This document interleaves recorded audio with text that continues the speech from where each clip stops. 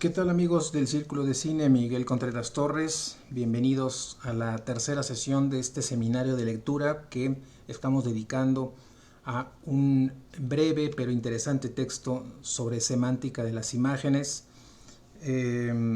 figuración, fantasía e iconicidad, que está coordinado por Diego Lizarazo Arias y que contiene tres interesantes textos de Mauricio Beuchot, Carlos Pereda y Raimundo Mier.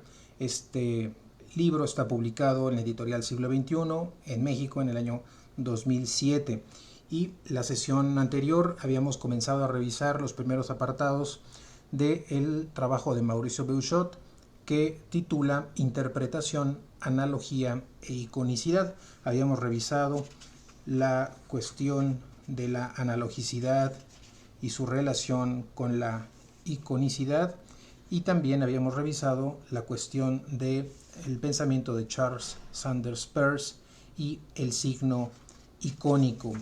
En esta ocasión vamos a cerrar este capítulo, este trabajo de Mauricio Beuchot, hablando o revisando lo que Beuchot nos dice sobre el icono ahora como análogo y lo icónico analógico como paradigma o modelo de interpretación, y finalmente las conclusiones que hace Mauricio Beuchot. Antes de comenzar, los invito a darle me gusta a la página del Círculo de Cine Miguel Contreras Torres, a darle me gusta también a esta transmisión y por supuesto compartir el enlace con las personas que pudieran interesarle la revisión que estamos haciendo a este texto. Vamos entonces a iniciar la revisión de la continuación del artículo o el trabajo de Mauricio Beuchot en la página 21 en la que nos habíamos quedado, y en esta página 21 va a titular este subapartado como el icono como análogo.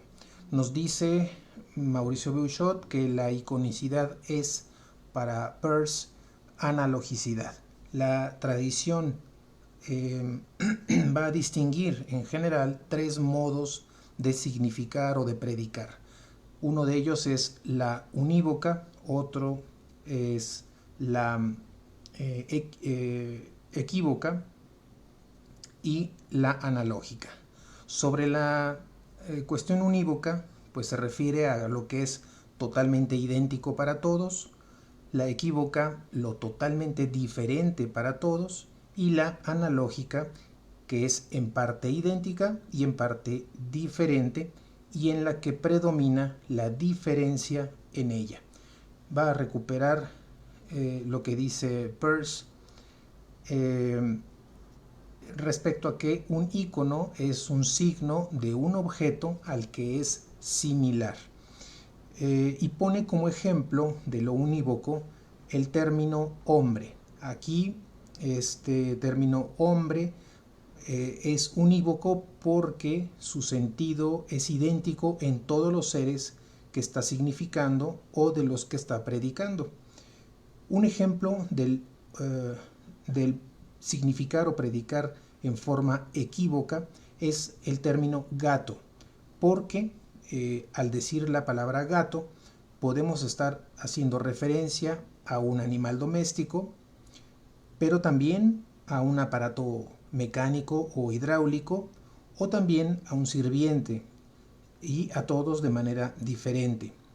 Y en el caso de lo análogo, Beuchot menciona el ejemplo del ente, que significa de manera en parte idéntica y en parte diferente a la sustancia y a sus accidentes. Para Peirce hay una aplicación de esta idea de analogía o de semejanza asociado a el signo icónico, esto es, al que mantiene cierta semejanza con lo que significa. De esta manera el índice es unívoco, el símbolo será equívoco y el icono analógico. Pero también dentro de a nivel icónico existen también clases. En estos tres es la imagen, el diagrama y la metáfora. De estos tres elementos, de estos tres signos que forman parte del icono. De los tres, la imagen es la que más tiende hacia la univocidad. La metáfora, la que más se acerca entonces a la equivocidad, y el diagrama es el que resulta más analógico. Son analógicos, nos dice Mauricio Beuchot, porque van a oscilar entre el signo natural y el signo artificial. En la página 22 nos dice que estos tipos de signos están un poco en medio entre la natura y la cultura. Tienen algo natural, que es su semejanza con lo que están significando, pero también van a tener algo de cultural, que es un cierto carácter arbitrario o convencional que es puesto por los propios seres humanos. El icono es entonces un signo híbrido, parte natura, parte cultura. Y en el caso del diagrama, este debe guardar cierta semejanza con lo que representa, pero gracias a la intervención humana puede ser de distintos tipos. Podemos hablar de un diagrama estructural, de un diagrama de flujo, etc. Por otro lado, la imagen es analógica también, ya que nunca es completamente unívoca. Y la metáfora también va a ser analógica, pues da un conocimiento muy importante de aquello a lo que se está remitiendo, solo que se acerca un poco más a la equivocidad. Por eso, nos dice Beuchot, el diagrama que se aleja de esa univocidad mantiene también su distancia respecto a la equivocidad, por lo tanto, es entonces más analógico.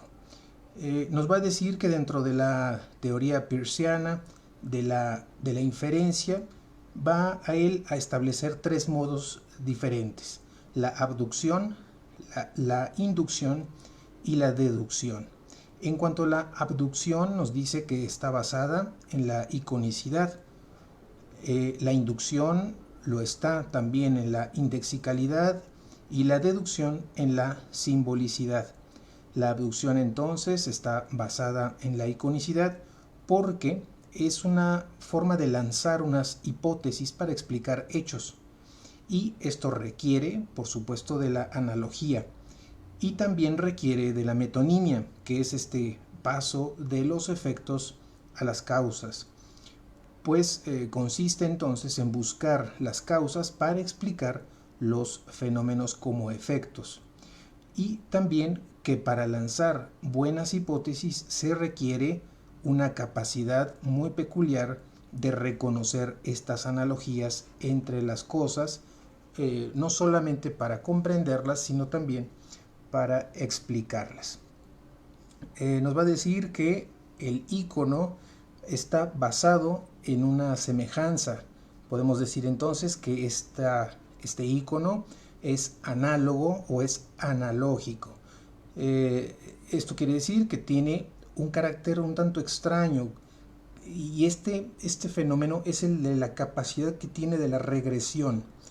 Por ejemplo, nos explica Mauricio Beuchot, cuando hablamos de una niña, pues el hablar de la niña puede ser un signo icónico también de sus padres, pero también al hablar de la niña podemos estar haciendo referencia a una familia, a todo su pueblo, a la nación a la cual pertenece, a la raza a la cual pertenece, también en general a toda la especie humana. Podemos referirnos de manera regresiva también a su pertenencia al reino animal, o incluso a su relación con el universo completo.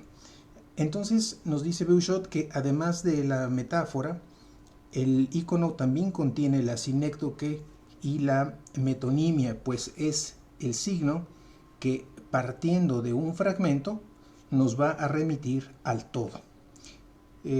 También nos dice que el índice entonces corresponde a la univocidad, el símbolo a la equivocidad y el icono a la analogicidad. El icono entonces va además a responder también a una forma particular de inferencia. En este caso, el icono va a responder a la abducción y ella es el razonamiento hipotético que forma parte de la argumentación condicional, pero ampliada de este conocimiento. Y en la página 23, Mauricio Beuchot nos dice que el icono es también un paradigma, recuperando las palabras de Charles Sanders Peirce. Nos dice que es la imagen del objeto significado reflejada en nosotros, pero que ésta tiene que ser interpretada porque no representa su objeto de manera evidente.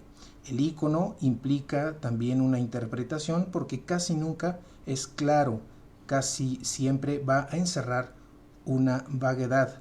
El icono mueve entonces a la hermenéutica y puede también ser un modelo de interpretación. Y aquí es interesante estas aseveraciones de Beuchot de considerar este icono como un posible modelo de interpretación hermenéutica. También nos dice que el índice se va a acercar al sentido simple, a la univocidad, pues esta indexicalidad en la cual está presente es casi la presencia completa de la cosa.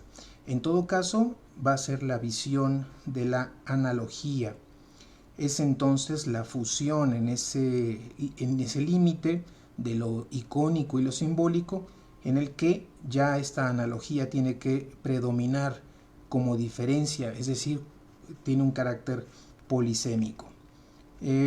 También nos va a decir, ya para finalizar este apartado, que no solo la iconicidad existe en la pintura, sino también podemos hablar de iconicidad en términos de lenguaje, y menciona el trabajo del Tractatus Lógico-Filosóficos de Wittgenstein, también en el que él hace una alusión a este carácter de pintura del mundo. Y bueno, finalmente va a decirnos que en esta línea de Peirce, el icono, que puede ser tanto visual como también verbal, ambos brindan un conocimiento muy rico para los estudios semióticos. El siguiente apartado tiene que ver con lo icónico analógico, ahora como paradigma o como modelo de interpretación. Si se fijan, Beuchot está primero planteando la posibilidad de el icono en términos de una analogía para ahora plantearlo como modelo de posible interpretación hermenéutica. Nos dice que la iconicidad, analogicidad, va más allá de la sola metáfora. También abarca la metonimia, la alcanza y la junta a esos dos polos del discurso humano en una especie de gradiente que puede hacerse oscilar según se requiera. Para Peirce, los iconos pertenecen también a la retórica, van a ser recursos retóricos como instrumentos que nos permiten decodificar e interpretar no solo la metáfora, sino también el diagrama es un análogo de la cosa. En la página 24 nos dice Mauricio Beuchot que Peirce va a agregar que este icono hace descubrir entonces las propiedades y las relaciones contenidas en su objeto de referencia. Cómo es que este icono es un signo reproductivo y creativo a la vez.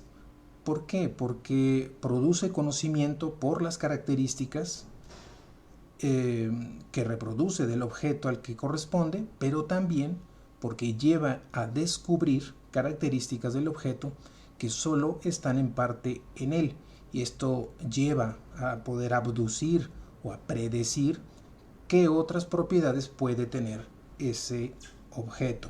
Es decir, esto es algo que crea como tal el intelecto. Dice que esto lleva al intérprete a prefigurar la comprensión de un texto mediante la invención de hipótesis o conjeturas que luego serán contrastadas de manera objetiva. Ese será, digamos, el método abductivo. Y luego va a iniciar una muy rápida revisión de estos antecedentes que tiene la analogía y lo va a asociar a los filósofos medievales, quienes ya colocaban la causa ejemplar o también el paradigma en la causalidad. Y bueno, también en esta ejemplaridad de, por ejemplo, de una obra de arte, así como lo entiende Gadamer, le va a llamar un acto de interpretación por este ejercicio hermenéutico. Para el propio Gadamer, la hermenéutica se va a adquirir en forma de virtud por la frónesis, también en su traducción sería la prudencia, y como para Peirce se pasa de los conceptos a las acciones y de estas acciones a los hábitos, y que con eso la virtud va a jugar un papel esencial. Ya de manera particular, lo que tiene que ver con las artes visuales, Beuchot nos dice que se da mucho en estas artes visuales la analogía, la semejanza, por lo que se requiere en ellas de una hermenéutica de tipo analógico-icónica. Nos dice que hay en estas artes visuales una fuerte presencia de la iconicidad que va desde la imagen pasando por el diagrama hasta la metáfora. Las imágenes van a ser a veces figurativas, a veces solamente van a bosquejarnos de forma diagramática algo, y a veces no representan directa y propiamente algo, sino solamente van a tener una característica metafórica de la realidad. Pero que en todos estos casos, en estas tres posibilidades que tiene el icono, ya sea como imagen, como diagrama o como metáfora, todos ellos responden a una iconicidad que sirve de base y que constituye su esencialidad. Y bueno, como es que aquí la hermenéutica analógico-icónica va a jugar un papel relevante en la interpretación dentro de las artes visuales. Finalmente concluye Mauricio Beuchot su trabajo que titula Interpretación, Analogía e Iconicidad en la página 25, diciendo que el signo icónico tiene su sede principal en los mensajes visuales, pero que no se reduce únicamente a lo visual. Sobre todo, dice, está claro que la iconicidad se da de manera muy importante en las artes visuales, que el signo icónico es el que más va a requerir de la interpretación del espectador para poder hacer hablar ese signo icónico.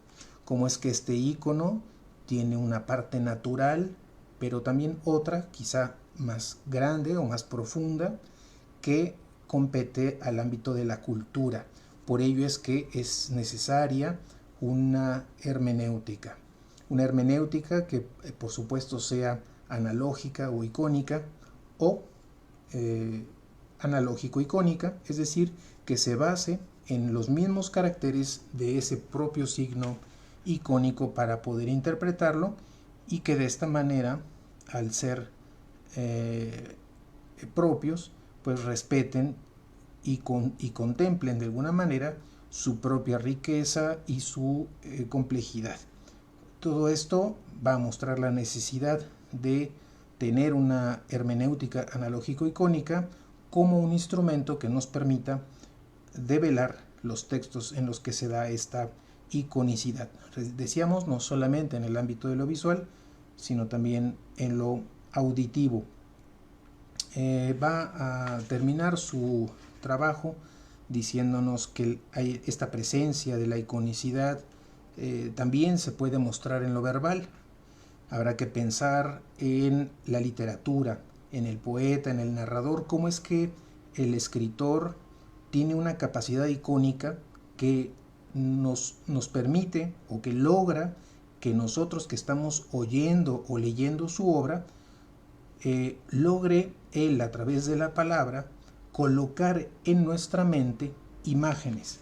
Cómo es que el escritor tiene esa habilidad de poner en nuestra mente imágenes a partir de lo que está escribiendo. Todas estas imágenes, diagramas y metáforas conforman en realidad la iconicidad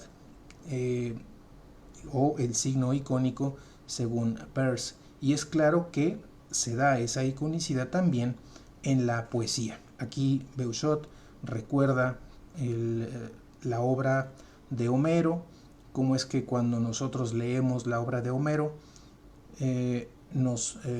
sus palabras nos dibujan, nos delinean como en una pintura, pues todos los elementos que la obra va mencionando, todos estos héroes, caballos, batallas, conflictos, el vestuario, la ropa, la indumentaria de todos estos personajes, y todo esto se logra gracias por la competencia icónica que tiene o que tenía Homero, lo cual va a reflejarse en esa actuación, en esa performación o performancia del propio poeta a través de su palabra.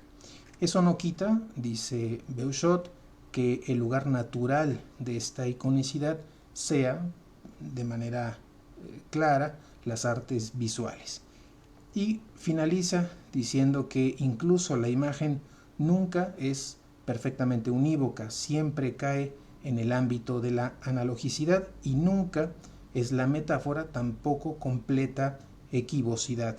Tiene que ser reducida a la analogicidad, so pena de volverse entonces incomprensible o ininteligible.